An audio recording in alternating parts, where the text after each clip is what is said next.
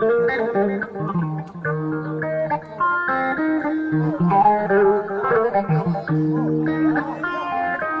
welama mawɗo hande émission Sénégal men ɗo e Winndere-tv taw kakkone men Amadou Diallo mo ganduɗa kañum tigui woni joom Diawogo TV ko ardi foof Amadou calmina bandiraɓe. jarama Oumar Doro Koumi min calmini bandiraɓe yeeɓiyankoɓe Winndere-tv wonɓe e nder hunde Baba Adama nde kala goto foof en mbiɗum yo jaam e kisal woni mum kadi eɗen ñaago Allah konnguɗi jogoɗen haalde ɗi nde Allah waɗata ɗiɗi konnguɗi nanaɗi kadi paamaɗi te kadi taw ko teskiteɗi no fewi Oumar Doro Koumi. ko ardi foof Amadou so mbima holko woni Diawogo TV holko piranta bandiraɓe. jarama Oumar, Diawogo TV ko studio wonno studio mo ganduɗa eɗen gandi e sahaji ɓennuɗi photographe uji goto fof no joguino studio jiya goto fof no jogui ko innirta studio mum. min noon Allah addinimi studio yo wi ɗum studio Diawogo TV nde won noon inde nde wona hasard tan nde arde ala inde nde ko nde wittande no fewi ƴewmi tawmi yimɓe hewɓe ne mbaɗi inde mumen surtout chaine uji YouTube en gueɗe baaɗe hon noon goto fof ƴeewa hunde innira mbimi minnene yomi ƴeew hunde nde ganduɗa ɗum ɗo taw wona tan goto jeeyata ɗum taw koko huftidinta yimɓe fof no mbawa yitade hen koye mum. ɗum woni mbimi studio am studio Diawogo TV mbiɗa photo mbiɗa filma on mbiɗa yaɗa reportage uji won mbiɗa waɗa ɗumen e nder programme uji amen ha woni sababu udditmi chaine YouTube. voilà hande soko tawi udditi chaine YouTube ene wiye Diawogo TV holko woni programme ma. jarama Oumar, fandare men nde wonnoon kala ko neɗɗo no gollo e aduna alay saago o jogoto fandare. Fandare meɗen e nder chaine men YouTube o d' abord mbiɗen ko chaine meɗen o wiyete ko Diawogo TV la chaine des transparence manam ko chaine mo ganduɗa ko chaine potal en galana pullo jolfuɓe en sarankulleɓe en sereraɓe en jaaguji en e gueɗe baɗe no wamrankoɓe goto en foof eɗen jiiɗi yito hoore muɗum e nder chaine o ko ɗum woni mbiɗen chaine o ko chaine potal. heddi kala ko neɗɗo no waɗat ko fuɗɗode oɗo sa joni puɗɗorɗen ko fina tawaji pulagu nde wonno ko ɗum woni ko ɓuuri ɓattade en ɗum woni sababu chaine o ɓurɗen yaaru tan ko banggue fulfulde kono noon eɗen mbaɗi hen ene waɗi wolof ne waɗi français ne waɗi ɗemɗe goɗɗe hay culture soninke nan nder toon. fandare men noon haqiqo ko dolnude chaine o hawo wawa wonde télé comme no téléji ɗi fof mbayni ha mbawen hebde hen signal. voilà ko wona ɗum ko en fof ene gandi audiovisuel ko hunde tinde ko hunde sattude wona hunde wemde to banggue keɓal beele ko Amadou Diallo tan waɗi piril ha dañi kene liggoro walla wonɓe ganduɗa manam mbaɗi hen juuɗe mumen ha chaine o wawa darade so wi ɓe ganduɗa mbaɗen juuɗe mumen ene wawi wiyede manam to banggue laamu to banggue sehilaɓe to banggue ni taw manam ko yimɓe bandiraɓe ɓalliɓe manan jiidaɓe to banggue ƴiƴam e mana e kosam walla ko Amadou tan waɗi piril muɗum ene waɗi yana ummo. jarama Oumar Doro Koumi, namdal ngal weeli kam no fewi nde won noon fulɓe mbimo yettani sababu yettata Allah. Amadou waɗi pirli kono koto banggue karallagal e katantagal muɗum bon kala ko neɗɗo no waɗa ɓe mbi ko weeli jingande ko duudotoɗo wona gacce warami on welani jingande nde sahaji ɗi nde saaha YouTube ari nde min naati e nder YouTube kono moyeji ngala min ngala caméra min ngala hay batte waɗi saaha ni min joguino ko caméra ji mini DV ji ɗi pour itta image o mbatta ɗum banggue goɗɗo yettere Allah mbiɗa yetta Abou Sangot toon e Hammadou Hunare kañum wonno neɗɗo ɓurɗo wawno ballannoɗo kam e on ɗon fannu no fewi ha waɗi sahaji noon no biruɗa ni dañmi ɓeeɗo Pinde TV ballal Allah e ballal Abou Samba Diop gonmi comme correspondant mabɓe Fouta comme correspondant mabɓe gonmi toon Allah waɗi Daoudou Moussa Dia sodnimi caméra de 600 goto o sodnimi machine goto e lampe goto kam dañmi départ gonmi e liggorade hawri mbiɗa joguino trépied en gueɗe baaɗe hon noon ɗum kadi ari gonmi hen tan mbiɗa wadde hen débrouillé finalement ɗum noon foof hande a liiti ɗum foof yeehi ha laaɓi musidɗam goto no wiye Ousmane Bari ko worko ƴernajo kalanmi ɗum no woni France Allah waɗi o neldi kam caméra gonmi e liggorade e on ɗon caméra Allah waɗi on caméra boni kadi duttimi to Abou Sangot luuɓi kam caméra ko on caméra mo luɓanomi ko on woni mo joguimi ha oɗo saha joni firti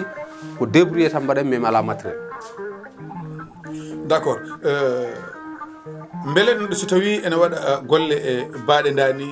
cikkuɗa ala yimɓe ɓe ganduɗa ene foti rendude munen société o moni foof waɗa ko addi beele société on yaade nde tawno yimɓe heeɓe mbi haalpulaar en ko ɓuuri ko hewde moni fof yiiɗi ko joganade hoore mum ɓe jahani to banggue mana dendal beele alani miijo wonde ɓe ndenduɗa moni fof adda gandal mum adda mbuɗu muɗum beele mana société o mana omo daro. eyyi Oumar a jarama min kam Amadou kala ganduɗomi ne andi min kila mataw battum hakkille mbawmi gollade min mi meeɗa yidde gollade min goto jinmi ko kala mbiɗo waɗa kala ko mbiɗo waɗa e aduna taw ko mbaddumi ko yimɓe ko gonmi ɗo e nder leydi ndi ko gonmi Mauritanie kala to mbawno wonde mi meeɗa yaade min tan goto berade banggam sen Diallo gondi min udditi ɗum de ko équipe min joguino équipe baɗɗo fayida no fewi ene hen biyeteɗo Farba Demba Salli Seck ɓi Salli Bougal mo ganduɗa yimɓe fof no gandi ɗum ene wonno hen biyeteɗo Dieynaba Nia o natti wonde hen oɗo saha joni amin jogui Amadou Thiam amin jogui Mamadou Thiam ɓe fof ko haralleɓe kono kadi ko fanniyankoɓe to banggue jewte kono tan to banggue joguiɓe moyen ji ɓe kala hen mo min noddi hayso tawi amin kaldanno min nattata haalde mum Oumar saabu mi anda holko saabi te aɗani min komi joguiɗo probléme min komi neɗɗo kersowo min sa jandili kam gotol walla somi hollitimo haaju a ustima e haaju o tan min firti ko hankkadi mi natti wawde dañde e maɗa saabu hay sa rokki kam hankkadi mi gueddata ko mi yiiɗa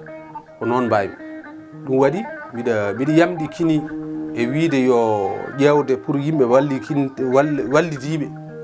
nde won noon joguiɓe ngaaluji ɓe kadi ɓe jiyata sowona kamɓe joguiɓe ngaalu hono mabɓe waaɓe no Amadou Diallo walla waaɓe no Oumar Doro Kumen hannde ɗo tolniɗen ɗo e karallagal ko mbawɗen ko e ko ganduɗen ko hebbiti kewgal ene weeɓi seeɗa tan ɓeydante ɗen kala gadiɗo ɓeydande en ko on woni gadotoɗo dañde woni nde wonnoon joguiɗo ko hannde ko ɓurno sadde ko to banggue jangde nde to banggue wittude ha heeɓa gandal ngal wittude ha wawa mbawa ko timmuko ka foof eɗen jogui ɗum kono noon en ngala walloɓe en ha par ce que ɗo joni eɗen katujine e lampaji mawɗi eɗen katujine e caméra ji eɗen katujine ha heewi so wonti Amadou Diallo hannde kañum tan waɗa débrouillé nden kam miɗa ko mawɗum miɗa waɗanno jalte mawɗe caggal ɗum ɗon fof kadi Allah dartini ɗum itti ha laaɓi hannde o wonti ko hayso tawi a yiiɗi wadde déplacé ni pour jalta ko probléme teddata ma ni jalta ko ɗum woni sababu eɗen ballo yimɓeɓe yo ngar en mbaɗi ɗaɓɓade to banggue laamu beele ma en mbawa dañde balle kono wona to laamu ngu en dañani to ɓattiɓe en ɓe to banggue dawrugol en mbaɗi en dañani ɓen kam ni wonde ko probléme haysa noddiɗi men téléphone ƴettata ni dawriyankoɓe men kam ɓen kam ene mbawi joñede banggue par ce que ɓe jarani kontude e nder programme o sibu kala nde goto e mabɓe noddimi walla nodduma tawat kene jogui programme ne jogue ma haaju tan nodduma ɗum ɗon noon hankkadi mbiɗa sikki woni koye fin de carrière anda sa fami jiɗmi wiruni woni koye mayde dañde neɗɗo haaju tan nodda ɗum ar yahanam to ar waɗnam ni woni koye mayde nde wonnoon so tawi a rewi e neɗɗo ha andi oɗo neɗɗo o nanguirima an a wona neɗɗo annen waɗa feere gandinamo ka neɗɗo gandinamo kanko biɗoma wona neɗɗo o woni wona neɗɗo voilà mbaɗa andi ko ɗum ɓoyata mbaynodiren so tawino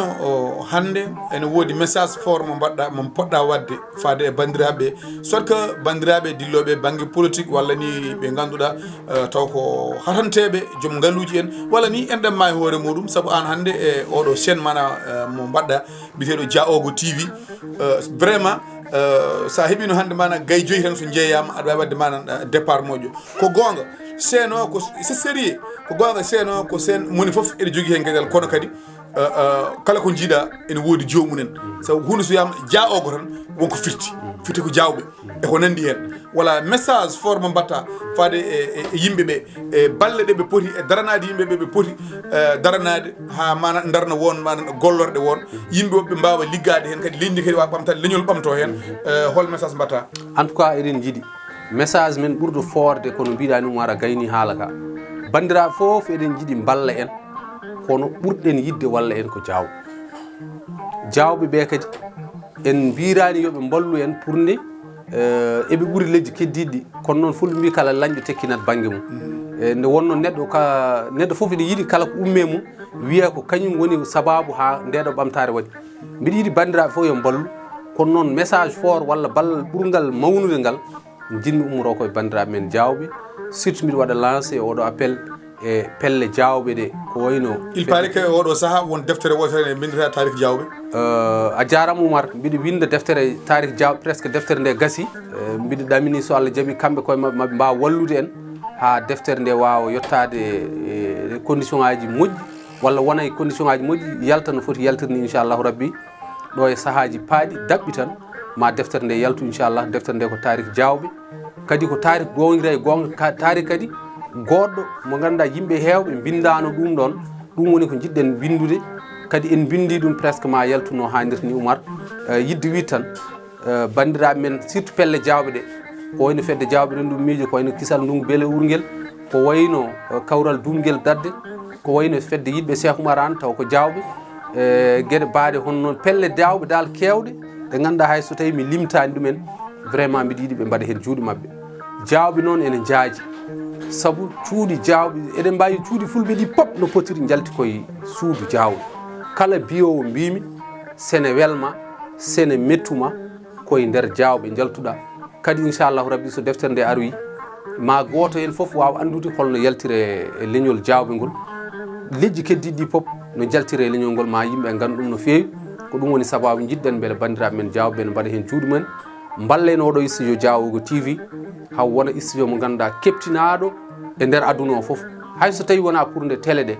studio e hoore mum wuura kala programme jawɓe jogui e aduna he yimɓe jaaha ƴettan ɗumen koye mumen kala programme mo jawɓe jogui e nder aduna o taw eɗen mbawa darade ɗon taw en ballotaka hay batte moyen ji men no woodi